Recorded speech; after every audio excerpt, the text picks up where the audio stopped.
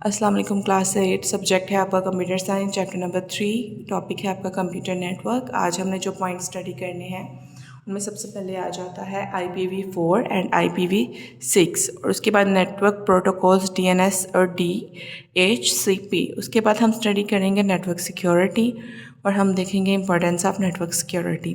सबसे पहले हम देखते हैं कि IP एड्रेस क्या होता है, उसको अंडरस्टैंड करते हैं। IP एड्रेस एक यूनिक एड्रेस होता है जो नेटवर्क पर हर डिवाइस को दिया जाता है। जैसे हम एग्जांपल के तौर पे देखते हैं कि हर एक घर है उसका, जैसे कॉलोनी में या आपका जो घर है उसका एक एड्रेस है, तो क्या होता है इसी तरह आपका जो मोबाइल होता है, आपका जो लैपटॉप होता है, आपका जो कंप्यूटर होता है, उसका भी एक अपना एड्रेस होता है। अगर IP एड्रेस ना हो तो इंटरनेट को नहीं पता चलता कि उसने कौन सा डाटा किस कंप्यूटर, किस लैपटॉप, किस मोबाइल को सेंड करना है। जैसे आपकी लैब हो और लैब में 20 कंप्यूटर पड़े हों, तो आपका अगर कंप्यूटर्स का IP एड्रेस नहीं है तो जो इंटरनेट होगा उसको नहीं पता कि मैंने ये जो फाइल है मेरे पास जो ये डाटा अवेलेबल है, जो मैंने ये चीज़ें डाटा और जो मटेरियल सेंड करना है, मैं किसको सेंड करूँ, उसको नहीं पता चलेगा जब तक उसके पास IP एड्रेस नहीं होगा। सबसे पहले हम देखते हैं कि IPv4 क्या होता है।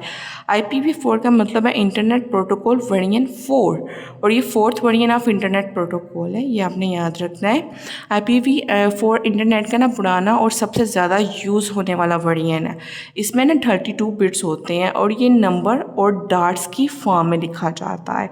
अगर हम इसके एडवांटेजेस की बात करें ना, तो ये तो आजकल बहुत ज़्यादा यूज़ होता है और ये एक सिंपल और इजी IP एड्रेस माना जाता है। अगर मैं इसके डिसएडवांटेज की बात करूँ ना, तो IP4 एड्रेस ना लिमिटेड है, इसलिए ना नई डिवाइसेस के लिए एड्रेसेस ना कम पड़ने लगे हैं।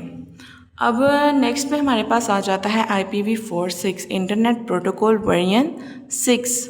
यहाँ पे भी मैंने फर्दर कुछ पॉइंट्स मेंशन किए हुए हैं। अब हम देखते हैं कि ये होता क्या है। IPv6 को ना IPv4 की प्रॉब्लम सॉल्व करने के लिए बनाया गया है। जैसे मैंने यहाँ पे एक पॉइंट लिखा हुआ है, most recent version of internet protocol and it design to replace IPv4, यानी कि इसको IPv4 को रिप्लेस करने के लिए हमने IPv6 को डिज़ाइन किया है।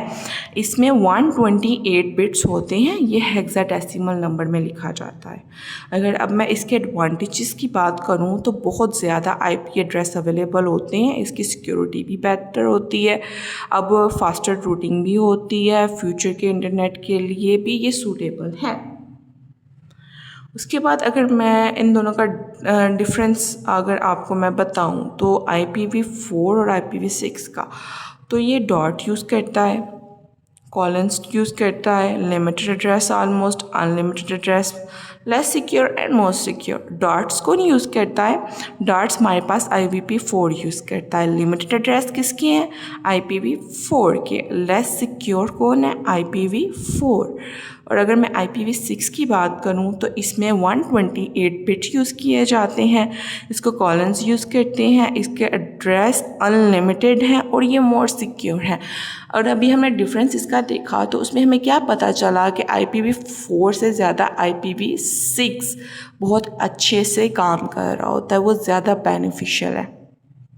नेक्स्ट हमारे पास आ जाता है नेटवर्क प्रोटोकॉल्स।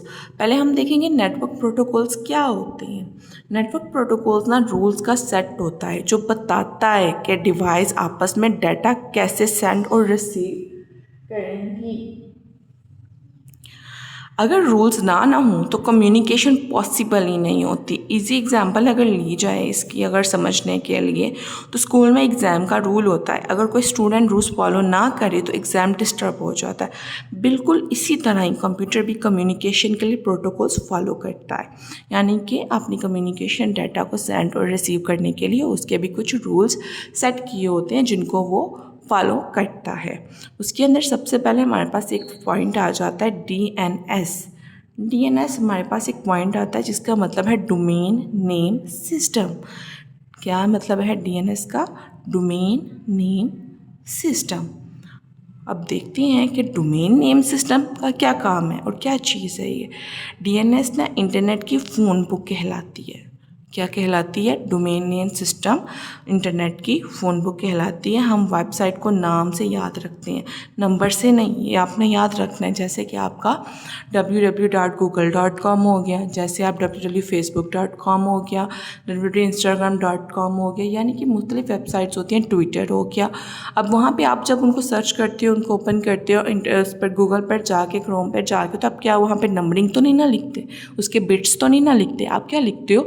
एक वेबसाइट का लिंक वहाँ पे एनरोल करते हो। आप क्या लिखते हो? वेबसाइट का एड्रेस वहाँ पे मेंशन करते हो, और वो क्या होता है वहाँ पे? www.google.com। इसी तरह से दूसरे भी होते हैं कंप्यूटर। जैसे कि अब आप अपने ब्राउज़र में लिखते हो जाके www.google.com, तो कंप्यूटर इस नाम को DNS की मदद से IP एड्रेस में ना कन्वर्ट करता है और फिर वेबसाइट ओपन करता है। DNS क्या था? Domain name system. ये एक क्या होती है? फ़ोन बुक कहलाती है ये एक, ठीक है ना। और अगर DNS ना हो तो हम हर वेबसाइट का IP एड्रेस याद ना रख पाएँ, यानी कि हर एक जो वेबसाइट होती है उसका IP एड्रेस होता है, लेकिन हमारे लिए जो हमने उसको याद रखना होता है वो हमारे लिए एक लिंक के फॉर्म, एक वेबसाइट के नाम के थ्रू होता है। जैसे कि www.facebook.com, www.snapchat.com।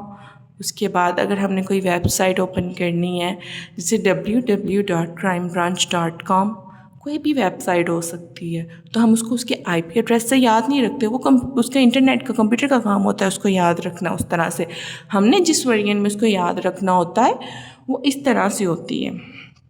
नेक्स्ट पॉइंट हमारे पास आ जाता है DHCP, dynamic host configuration protocol. DHCP automatically device को IP एड्रेस असाइन करता है।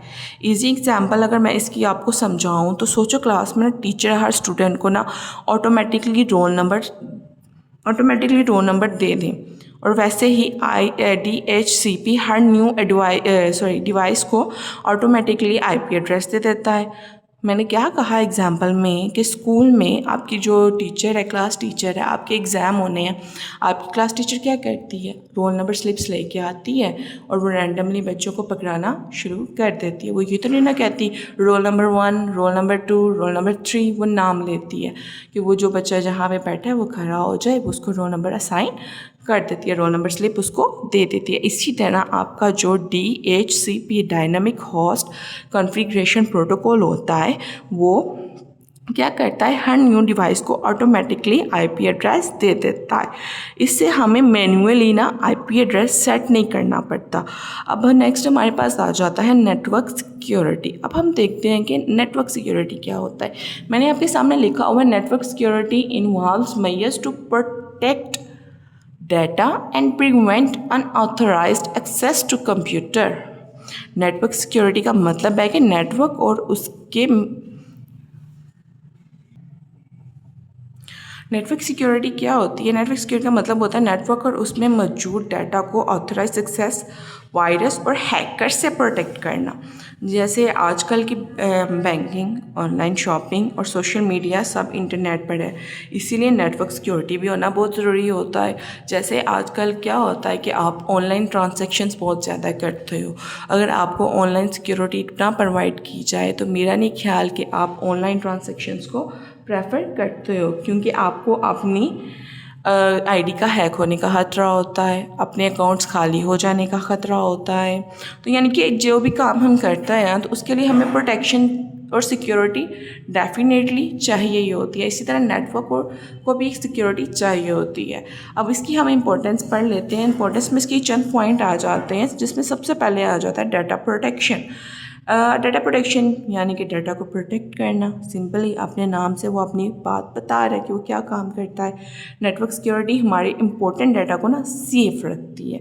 जैसे कि आप अगर स्कूल की बात की जाए तो स्कूल में आप अपने डॉक्यूमेंट्स जमा करवाते हो, स्कूल में आपका जो रिज़ल्ट बनता है तो क्या होता है, वो टीचर्स के पास स्कूल के अंदर सेव होता है। आपका जो पर्सनल डाटा होता है, नाम, पता, फ़ोन नंबर, आपके वालिद का नंबर, जो भी आपकी पर्सनल इंफॉर्मेशन होती है वो स्कूल के रिकॉर्ड्स में सेव होती है। इसी तरह ये डाटा को प्रोटेक्ट करता है कि कोई और आपके डाटा को रीड या स्टडी ना कर सके।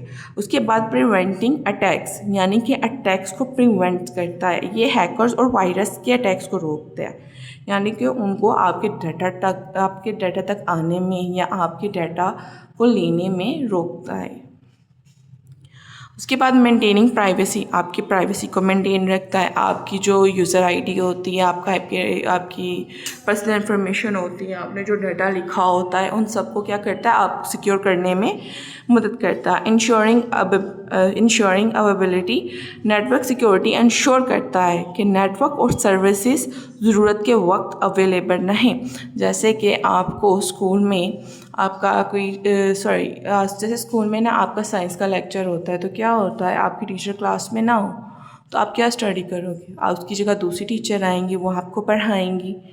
तो आपकी जो एग्जैक्ट टीचर है जो आपको साइंस सब्जेक्ट पढ़ाती हैं, अगर वो अवेलेबल ना हो तो मेरे ख्याल से आप फर्दर न्यू चैप्टर पे स्टडी नहीं कर सकते, बेशक न्यू टीचर आके आपकी क्लास में खड़ी हो जाए। लेकिन क्या होता है, इसी तरह आपका जो डाटा होता है ना, इंश्योर किया जाता है कि आपके एग्जैक्ट एड्रेस पे पहुंचाया जाए, आपका नेटवर्क अवेलेबल हो, आपके जो जिसको आप डाटा सेंड कर रहे हो वो एक्टिव हो। यानी कि इन तमाम चीज़ों को अगर हम देखें तो ये हमारे बेनिफिट्स के लिए ही बनाई गई हैं। Data protection, preventing attacks, maintaining privacy, ensuring availability. तो ये था आज का आपका टॉपिक। इसको आपने अच्छे से रिवाइज भी करना है, अंडरस्टैंड भी करना है इसको अच्छे से। तो इंशाल्लाह नेक्स्ट क्लास में आपको न्यू टॉपिक के साथ हम फर्दर स्टडी करेंगे। अल्लाह हाफिज़।